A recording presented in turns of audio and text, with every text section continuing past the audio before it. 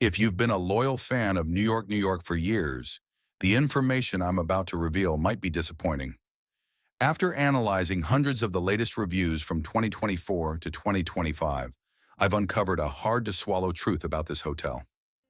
Let's turn back time to the late 90s. When New York, New York opened in 1997, it wasn't just a hotel, it was a massive event, a cluster of Manhattan skyscrapers rising majestically in the middle of the Nevada desert. The overwhelming feeling of seeing the Statue of Liberty and the Brooklyn Bridge was unforgettable. Inside, there were screams of excitement from the Big Apple coaster, weaving through the casino. But most importantly, it was incredibly affordable and warmly serviced. Imagine this. You could stay in a clean 280, 350 square foot room with a fun New York theme, with a view of the roller coaster for less than $60 a night. Parking was completely free. The breakfast buffet was under $10, and when you played a few rounds of slots or blackjack, the free drinks kept coming. It was a glorious Vegas, a feeling of being valued that many still remember with nostalgia. But today, returning to this once-cherished place can be a shock. Instead of a warm welcome, many loyal visitors now face a harsh reality. It's the old rooms, reeking of smoke despite being non-smoking, with frayed carpets, peeling walls, and incredibly weak showers. Even worse is the feeling of betrayal from the sky-high extra fees. From a resort fee of over $52 a night, parking that can cost up to $40, to a $5 bottle of water or even $10 just to withdraw cash from an ATM. The feeling of being nickel and dimed at every corner has completely replaced the old sense of appreciation. So how did a once-beloved icon turn into such a profound disappointment for the very people who once loved it most? The truth is, New York, New York hasn't just gotten old. It's being operated under a deliberate strategy, one that may no longer consider you a priority customer. If you've ever loved the place, or simply don't want your next visit to feel like a slow-burn scam, keep watching until the end, and subscribe if this might change the way you see New York, Las Vegas, and how you spend your money. Reason number 5. The extra fee shock. The first thing that stuns loyal guests isn't a bad room or poor service, but the bill. Let's start with the resort fee. According to official data from MGM Resorts and fee tracking sites updated through late 2025, this fee is now over $52 per night. This is a significant increase from around $35 just a few years ago. This fee is applied to every room, cannot be declined, and is advertised to cover amenities like Wi-Fi, gym access, or local calls. Things many believe should be included in the room price, whether they use them or not. But the shock doesn't stop there. When it comes to parking, many are truly floored, especially those who remember the era of free parking. According to 2025 data, the actual parking costs are as follows.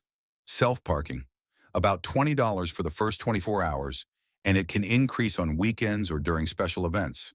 Valet, about $40 per day, and that's not including the tip for the staff, which is usually another $5, $10. Hundreds of recent reviews on TripAdvisor and Yelp from travelers over 50 call this a shock and a cold splash of water, especially when they return after many years. Furthermore, upon check-in, the hotel will hold a deposit of about $75 per night on your credit card for incidental charges. This amount will be refunded 3 to 7 business days after you check out, but it temporarily locks up a significant portion of your budget. In total, a one-night stay here can cost an additional $100 to $150 on top of the listed room price. The common feeling repeated in reviews is being blatantly nickel and dimed, with the phrase money grab appearing constantly. As one traveler wrote in 2025, "The room was fine, but the extra fees ruined my entire trip." Reason number 4, sky high. Prices for trivial things. Dreaming of a coffee maker in your room? Forget it. That small amenity has been cut, forcing you to trudge down to the lobby to buy coffee, and the price is truly shocking. A large coffee costs an average of $8 to $12, including a mandatory tip, which is 3 to 4 times more than a regular Starbucks. A traveler I'll over take 50 wrote on TripAdvisor Manhattan. in 2025 that he couldn't believe a single morning coffee cost almost $10. And that's just the beginning. At eateries like Pizza Cake Company or Gallagher's, a regular slice of pizza costs between $15 and $18, according to data from Expedia and MGM in 2025. Need a 500 milliliter bottle of water? You'll pay $5 to $6.50 at the bars or convenience stores inside the hotel, 5 times the price at a supermarket outside. These prices are confirmed by hundreds of recent reviews on Yelp and TripAdvisor, where the phrase overpriced basics appears constantly. For older travelers returning after many years, this is a huge shock. Many describe a feeling that the warmth is gone, replaced by sky-high prices for mundane items. This basic cost of food and drink alone can add another $50 to $100 per day to your bill, causing heavy disappointment. Paying a high price for food is one thing, but paying for a subpar room is a disappointment on another level. Reason number 3, hit or miss room quality and reduced services. The room quality here is extremely hit or miss. While the hotel advertises upgraded rooms, a great number of standard rooms are still in a worn-out condition. About 30–40% of TripAdvisor reviews in 2020 have complained about a strong, old cigarette smell, especially on lower floors or in the older towers. The furniture seems stuck in the 90s, with frayed carpets and outdated fixtures, leading to an average comfort score of just 7.710. In contrast, newer rooms like the Soho Premier Suite receive significantly higher ratings with an 8.610, thanks to modern design and better air filtration systems. The problem is, you don't know which room you'll get. But the biggest disappointment for returning guests is the outright cutting of basic services. Daily housekeeping, once a standard, was eliminated in 2021 following a general trend in the Las Vegas hotel industry after the COVID pandemic. Now, this service is only provided if you call and request it, and you often have to wait 2 to 4 hours with a limit of once per day. Over 200 recent reviews have highlighted this change, calling it an unacceptable inconvenience and complaining that the service is not as attentive as it used to be. Many regulars returning after 5 to 10 years have described a chaotic environment, not just in the casino, but also extending to the hallways, with noise and slow service. The general feeling is that this disappointment has made them decide not to return. The problem isn't just within the 4 walls of your room, it has become part of the entire experience. Even if you're lucky enough to get a perfect room, you can't escape the chaotic environment right outside your door. Reason number 2, a chaotic and overwhelmed atmosphere. The familiar scene upon your arrival is not a welcome, but a long line of tired people snaking towards check-in. According to TripAdvisor reviews in 2025, during peak hours, this line often stretches from 45 to 90 minutes. The cause is the reduction in the number of front desk counters and staff cuts after the COVID pandemic.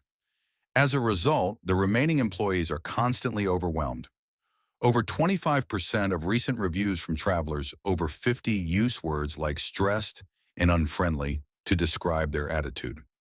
The once fun, relaxed atmosphere has been completely replaced by constant noise and chaos. This chaos extends to the rooftop pool area. Instead of a relaxing oasis, it is now described as an endless party. Pounding EDM music plays non-stop, and all the seats are often full by 10 a.m. Worse, to even get into this crowded space, you might have to pay an additional entrance fee of $20 to $30 per day. Hundreds of guest complaints have confirmed this overcrowded situation happens year-round, turning it into an unpleasant experience rather than a relaxing one. But the most disappointing thing is the staff's attitude and the priority given to big gamblers. Many reviews from older customers emphasize the feeling of being treated as invisible if you don't gamble big. When the air conditioning in your room breaks, a repair request could have you waiting 4 to 8 hours, as the maintenance team often prioritizes serving the high rollers in the casino first. This feeling of being treated like a second-class citizen is not accidental. It is a clear symptom of a deliberate business strategy, and that is the final and most important reason. Reason number 1, the VIP or nothing philosophy. This is the bitterest truth. It's possible that you, especially if you're a regular tourist, a family, or an older person seeking nostalgia, are no longer the target customer for New York, New York. Since the 2020s under the management of MGM Resorts, the hotel has made a clear strategic shift towards serving high-end casino VIPs, also known as high rollers. This is confirmed by TripAdvisor reviews from 2025, where over 20% of reviews from the over 50 demographic bitterly conclude that this place isn't for us anymore, because they feel the priority has completely shifted to casino revenue over personalized service. This was not a random change. MGM's 2023-2026 business plan openly states the goal of increasing premium gaming revenue by 35%. To achieve this, they have cut costs for non-gambling guests by reducing front desk staff and eliminating basic amenities. This strategy gives absolute priority to whales, gamblers who spend over $10,000 per night, with perks like private lounges and expedited service for repairs and check-in. Meanwhile, older guests who don't gamble heavily often have to accept longer waits for everything. Hundreds of reviews on TripAdvisor and Yelp from 2024 to 2025 by returning visitors describe the feeling of being treated as invisible if they don't step into the casino. The phrase, "change for the worse, not for families anymore," is repeated constantly. As a result, the return rate for older customers has dropped below 15%, much lower than the average for other MGM properties. This demographic, which accounted for 25% of total guests in 2019, now makes up only about 12% in 2025. The numbers don't lie. You are not imagining the feeling of being neglected. I have a quick question for you. Is this the very reason you personally stopped coming to Vegas? Let me know in the comments. I'm genuinely interested in hearing your story. So why? Why would a place once famous for its value and friendliness do a complete 180? The answer lies in the parent company's business plan. The change at New York, New York is not a natural decline. It is a calculated business decision by MGM Resorts, a strategic shift from a low-cost, crowd-pleasing model to maximizing revenue per available room, RevPAR. Profit pressure and the evolution of Las Vegas as a whole have driven this plan. Ancillary charges like resort fees and parking fees are the new gold mines. They are a stable source of income, accounting for 15–20% of the total revenue for MGM's Las Vegas properties. The resort fee increased from about $35 in 2019 to $45 to $51 per night by 2025. This tactic helped MGM's total revenue from fees reach $1.2 billion in 2024. Similarly, daily parking fees of $20, $40 are a much more stable revenue source than the volatile income from the casino. Psychologically, they keep the listed room price seemingly reasonable, knowing that customers often only look at the base price when booking. After the COVID pandemic, MGM eliminated daily housekeeping service across its system, a move that saved 20–30% on labor costs. At the same time, they trained staff to prioritize big spenders, or high rollers who spend over $5,000 per night through the M Life Rewards program. This group, while only accounting for about 10% of total guests, brings in up to 60% of the revenue. As a result, regular customers and older adults feel sacrificed, having to wait longer for basic services like room maintenance. MGM invested $63 million to renovate about 900 Soho King rooms, heavily promoting them to position the hotel in a higher-end segment. However, about 70% of the remaining standard rooms were neglected, still in an old condition with smoke smells and outdated furniture. This creates a huge contradiction, charging fees like a premium resort but providing average, hit-or-miss quality. Consequently, the return rate for mainstream customers dropped by 25% between 2020 and 2025, making the hotel even more dependent on VIPs and ancillary fees. The disappointment of loyal customers is clear in the reviews. The TripAdvisor score fell from 4.2 in 2019 to just 4.0 in 2025. Negative reviews about fees and service have driven away loyal customers, forcing MGM to tighten its strategy even further. Their plan is to increase fee revenue by another 10% and casino revenue by 35%, confirming this is a deliberate strategy. The image of a fun, value-for-everyone resort is slowly fading away. So, is the answer never go back? Not necessarily, but you need to arrive with a completely different mindset. You might consider going back if you love its unique theme. Admittedly, the newly renovated Soho rooms are quite nice, and the idea of a miniature New York is still very appealing. Your main purpose is entertainment. Shows like Mad Apple by Cirque du Soleil or the Coyote Ugly Bar are still high quality. Staying right at the hotel would be incredibly convenient. You have a flexible budget. If you've already accepted that the total cost will be much higher than the listed room price and are okay with the extra fees, you won't be shocked.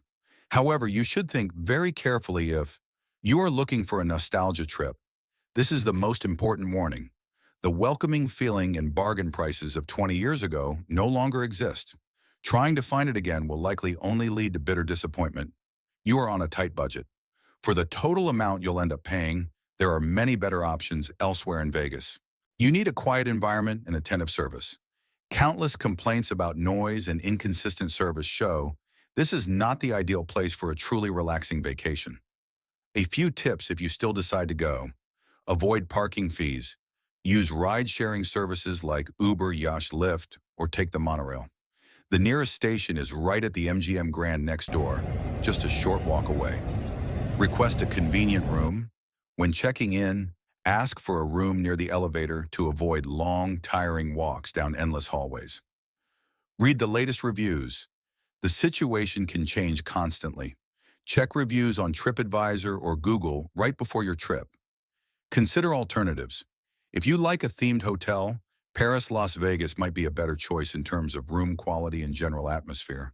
If you prioritize value and a classic vibe, Flamingo is also a name worth considering, especially with its famous pool area.